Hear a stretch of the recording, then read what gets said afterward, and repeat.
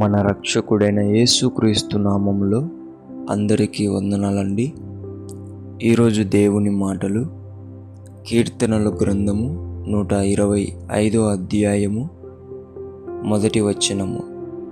యెహోవా యందు నమ్మిక ఉంచువారు కదలక నిత్యము నిలుచు సియోను కొండవలె నుందురు.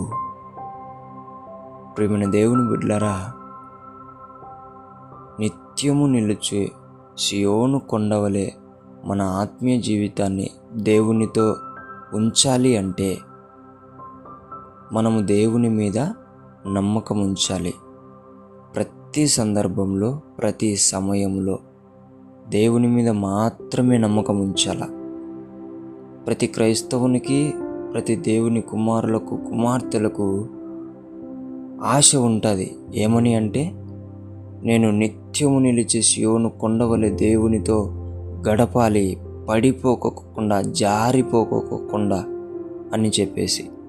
కానీ పడిపోతుంటారు, తిరిగి లేస్తూ ఉంటారు, జారిపోతుంటారు, మళ్ళీ తిరిగి కట్టబడుతూ ఉంటారు.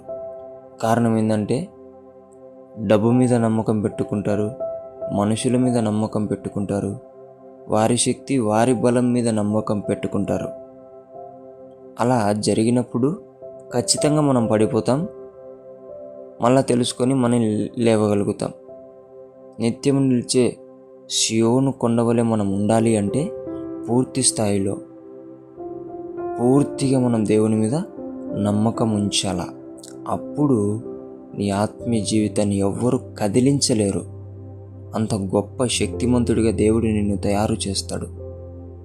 దేవుని బిడ్డలారా, నీవు కదలకుండా నిత్యము నిలుచు సియోను కొండవలె దేవునితో ఉండాలని దేవుని పిట మనవి చేసుకుంటున్నాను. దేవుడి మాటలను దీవించునుగాక. ప్రార్థించుకుందాం. మహాపరిశుద్ధుడైన మా తండ్రి, నీకు వందనాలు.